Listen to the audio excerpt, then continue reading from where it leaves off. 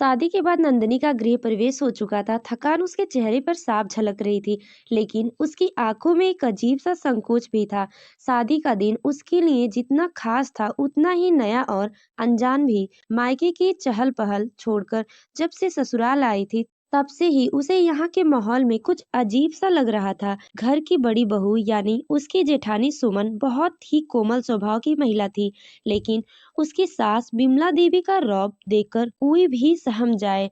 गृह प्रवेश की रस्म के दौरान ही नंदिनी ने देख लिया था कि उसकी सास का स्वभाव कितना सख्त है। हरी रंग की भारी बनारसी साड़ी, माथे पर मोटी काली बिंदी और मांग में चौड़ी सिंदूर रेखा, चेहरे पर हमेशा आदेशात्मक भाव, जैसे इस घर की उनकी मर्जी के बिना कोई सांस भी नहीं ले सकता। शाम को नंदिनी को पार्लर वाली ने सजाया। वह खुद को आईने में देख रही थी। आज उसके जीवन का एक नया अध्याय शुरू होने जा रहा था, लेकिन मन में डर और संदेह की हल्की सी लकीर थी। तभी दरवाजे पर दस्तक हुई। सास और जेठानी कमरे में आई। वे नंदिनी के लिए चाय और मिठाई लेकर आई थी। नंदिनी संकोच करते हुए ट्रे से चाय का कप उठाया। तभी बिमला देवी ने गंभीर स्वर में कहा, बहू, तुम्हारी शादी की पहली रात है, इसीलिए एक बात साफ साफ कह देती हूँ। हमारे घर में बहुओं को सहनशील होना पड़ता है। हमारे घर के मर्द कभी कभी गुस्से में कुछ भी कर सकते हैं, लेकिन एक आदर्श बहू वही होती है जो बिना कोई शिकायत किए सब कुछ सह ले। नंदिनी चौंक कर अपनी सास का चेहरा देखने लगी। उसके हाथों में चाय का कप कांपने लगा। बड़ी बहू ने शादी के बाद बहुत नखरे किए थे, लेकिन धीरे धीरे समझ गई और औरत का असली गहना उसका धैर्य होता है। अगर तुम्हारा पति द्वेष कभी गुस्से में हाथ भी उठा दे तो कोई तमाशा मत खड़ा करना। मर्दों को थोड़ा गुस्सा आ ही जाता है, इसमें कोई नई बात नहीं है। यह सुनकर नंदिनी को झटका लगा। क्या यह वही ससुराल है जहां वो प्यार और सम्मान की उम्मीद लेकर आई थी? जेठानी सुमन की आंखों में उदासी उतर आई। उसे अपनी शादी की पहली रात याद आ गई, जब उसके पति ने शराब के नशे में उसके साथ दुर्व्यवहार किया था और वह कुछ नहीं कर पाई। नंदिनी ने धीरे से पूछा, दीदी, क्या यह सब सही है? सुमन ने कुछ कहने के लिए होठ खोले, लेकिन फिर सिर झुका लिया। तुम अपना ख्याल रखना नंदिनी, सुमन ने बस इतना कहा और कमरे से बाहर चली गई। कमरा बहुत खूबसूरत ढंग से सजाया गया था। गुलाब और चमेली की खुशबू से वातावरण महक रहा था, लेकिन नंदिनी का दिल घबराहट से भरा हुआ था। सास की बातें उसके दिमाग में गूंज रही थी। तभी दरवाजे पर आहट हुई। द्वेष अंदर आया।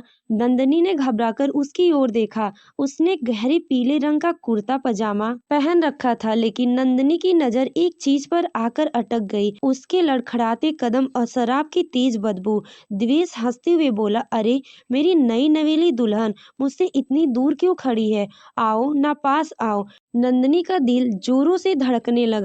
वह घबराती हुए बोली, द्वेष, क्या तुमने शराब पी रखी है? द्वेष लड़खड़ाते हुए उसकी ओर बढ़ा और मुस्कुराकर बोला, हाँ, दोस्तों ने कहा कि शादी की पहली रात दुल्हन को पकड़कर मजबूती से थोड़ा नशा जरूरी है। नंदिनी ने घबराकर पीछे हटकते हुए कहा, द्वेष, ये सब क्या है? द्वेष उसकी तरफ बढ़ते हुए बोला, तुम मेरी पत्नी हो, अब तुम्हें मेरी हर बात माननी होगी। जो मैं कहूंगा वही होगा। यह कहते हुए उसने नंदिनी की कलाई कसकर पकड़ ली। अब नंदिनी की सहन शक्ति जवाब दे गई। उसने झटके से अपनी कलाई छुड़ाई और गुस्से में कहा, मैं तुम्हारी पत्नी हूँ, कोई वस्तु नहीं। द्वेष तिलमिला उठा और गुस्से में बोला, तुम्हें अपने हक के बारे में इतना ज्ञान कहाँ से मिला? नंदिनी ने तीखे स्वर में जवाब दिया, वहीं से जहाँ से तुम्हें ये बेतुकी मर्दानगी मिली है। द्वेष झुंझुलाया और आगे बढ़ा, लेकिन इस बार नंदिनी पीछे नहीं हटी। उसने अपनी पूरी ताकत से एक जोर तमाचा उसके गाल पर जड़ दिया। कमरे में सन्नाटा छा गया। दिवेश अवाक रह गया। उसने कभी नहीं सोचा था कि उसकी पत्नी इतनी हिम्मती निकलेगी। नंदिनी गुस्से में बोली, अगर तुमने मर्द कहलाने का इतना शौक है तो पहले इंसान बनना सीखो। बीवी पर हक जमाने से पहले प्यार और सम्मान देना सीखो। अगर तुमने आज कोई जबरदस्ती करने की कोशिश की तो याद रखना, मैं यह शादी एक दिन भी नहीं निभाऊंगी। मैं सीधे पुलिस के पास जाऊंगी। दिवेश की आंखें फटी रह गईं। पहली बार किसी ने उसे आईना दिखाया। वह सदमे में बोला, तुमने मुझे मारा? नंदिनी ने बिना झिझके जवाब दिया, हाँ, और अगर दोबारा ऐसी हरकत करने की कोशिश की तो इससे भी बुरा हाल होगा। दिवेश चुप हो गया। शराब का नशा जैसे पल भर में उतर गया। वह हक्का बक्का नंदिनी को देखता रह गया। उसकी आवाज कांपने लगी। नंदिनी, मैं तुमसे माफी चाहता हूँ। नंदिनी ने दृढ़ स्वर में कहा, अगर सच में माफी मांग रहे हो तो आपने किए को सुधारो, नशा छोड़ दो और एक अच्छा पति बनो। तभी दरवाजे पर जोरदार दस्तक हुई। बाहर से बिमला देवी की आवाज आई। देवेश, क्या हुआ? चीखने की आवाज आई थी। नंदिनी मुस्कुराई। उसने दरवाजा खोला और धीरे से अपनी सास के कान में फुसफुसाई, आपने कहा था कि शादी की पहली रात बीबी की चीखें बाहर नहीं जानी चाहिए, लेकिन देखिए, आज बेटी की चीखें बाहर आई तो सास का चेहरा सफेद पड़ गया, लेकिन इस बार वह कुछ नहीं कर सकी। उस रात के बाद नंदिनी के ससुराल में एक अजीब सा सन्नाटा छा गया। सुबह जब वह कमरे से बाहर निकली तो पूरे घर की निगाहें उसी पर थी। कुछ चेहरे तिरस्कार से भरे हुए थे तो कुछ में प्रशंसा की हल्की झलक थी, लेकिन सबने ज्यादा गुस्सा उसकी सास बिमला देवी के चेहरे पर था। नंदिनी चुपचाप रसोई में जाने लगी। तभी बिमला देवी ने कड़े स्वर में कहा, बहू, हमें लगा था कि तुम इस घर में सलीके से रहोगी, लेकिन तुमने तो आते ही तमाशा खड़ा कर दिया। नंदिनी ने शांत स्वर में जवाब दिया, माँ जी, मैंने कोई तमाशा नहीं किया था, मैंने बस अपनी इज्जत की रक्षा की थी। इज्जत? बिमला देवी हंसी।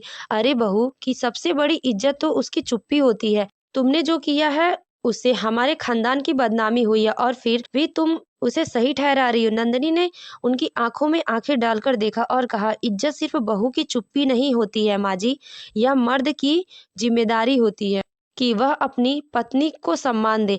अगर आपका बेटा गलत करेगा तो मैं चुप नहीं बैठूंगी। अगर आपको इस घर की बदनामी की चिंता थी तो आपने देवेश के संस्कार देने चाहिए ना, न कि चुप करने की सीख। घर में सन्नाटा छा गया। कोई इतनी हिम्मत की उम्मीद नहीं कर सकता था। सास ने गुस्से में तमतमाते हुए बोला, बहुत तेज चल रही हो बहू, लेकिन यह घर मेरे नियमों से चलता है। यहाँ बहू को मुंह खोलने की जरूरत नहीं होती है। नंदिनी ने सीधा सवाल किया, अगर बहू को मुंह खोलने की जरूरत नहीं होती है तो क्या उसे तकलीफ सहने की मजबूरी होती है? बिमला देवी ने कोई जवाब नहीं दिया और गुस्से में वहां से चली गई, लेकिन पूरे घर में चर्चा होने लगी कि नई बहू में कुछ खास है। देवेश को अब भी यकीन नहीं हो रहा था कि उसकी पत्नी ने उस पर हाथ उठाया था। गुस्से में और शर्मिंदा से वह कई दिनों तक नंदिनी से ठीक से बात नहीं कर पाया, लेकिन धीरे धीरे उसे यह एहसास हुआ कि वह गलत था।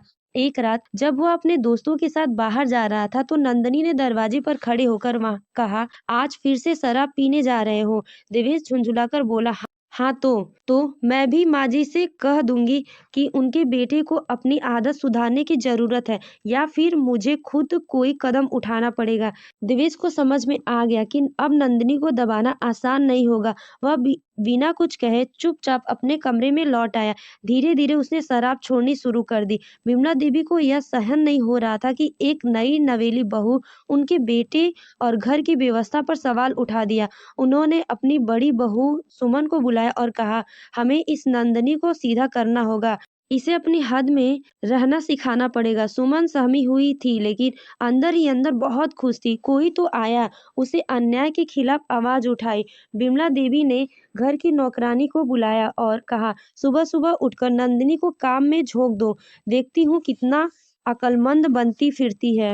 एक दिन सुबह नंदिनी के उठते ही बिमला देवी ने कहा, बहू, घर में नई हो तो घर का काम भी सीखना पड़ेगा, यह सारा काम तुम्हें करना होगा। नंदिनी ने मुस्कुराते हुए कहा, बिल्कुल माँ जी, मैं घर के काम करने को तैयार हूँ, लेकिन काम बराबर बांटा जाएगा, सबको अपनी जिम्मेदारी निभानी होगी। मैं घर का काम करूंगी, लेकिन जेठानी की मदद करेंगी और बाकी लोग भी अपना अपना योगदान देंगे। बिमला देवी ने गुस्से में बोली, ये क्या बकवास है? घर का काम बहू का धर्म होता है। नंदिनी ने दृढ़ता से जवाब दिया, और ससुराल वालों का कर्तव्य होता है कि बहू को बेटी की तरह प्यार दे। धीरे धीरे नंदिनी का आत्मसम्मान और समझदारी ने पूरे घर में बदलाव लाना शुरू कर दिया था। देवेश ने अपनी गलतियों का एहसास होने लगा। उसने शराब छोड़ दी और नंदिनी से सम्मान से बात करने लगा। एक दिन सुमन ने नंदिनी से अफसोस भरी आवाज में कहा, काश मैं भी अपनी शादी के समय तुम्हारी तरह हिम्मत जुटा पाती। नंदिनी ने उसका हाथ थाम लिया और मुस्कुराकर बोली, देर आए दुरुस्त आए, अब से हम दोनों एक दूसरे की ताकत बनेंगे। बिमला देवी को यह देखकर भी नाराज होती, लेकिन अंदर ही अंदर उन्हें एहसास हो चुका था कि नंदिनी को दबाया नहीं जा सकता।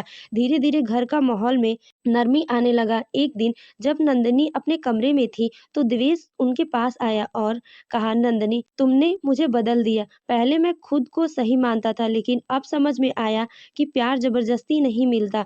तुम सच में एक मजबूत इंसान हो। नंदिनी मुस्कुराई और बोली, मुझे तुमसे बस यही उम्मीद थी। रिश्ते बराबरी से निभते हैं, किसी जीत हार से नहीं। दिवेश ने उसका हाथ थामा और कहा, अब हम दोनों साथ मिलकर अपने रिश्तों को मजबूत बनाएंगे। नंदिनी को पता था कि यह सब आसान नहीं था, लेकिन अब वह अकेली नहीं थी। दोस्तों, नंदिनी ने अपने पति को थप्पड़ मारकर क्या सही किया? क्या उसका यह तरीका उचित था? आपकी क्या राय है?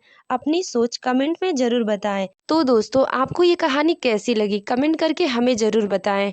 कहानी अच्छी लगी हो तो वीडियो को लाइक करें और हमारे चैनल स्टोरी विद आरजी को सब्सक्राइब करना ना भूलें। साथ ही नोटिफिकेशन बेल को जरूर दबाएं ताकि हमारी नई कहानियों का अपडेट आप तक मिलता रहे। Thanks for watching.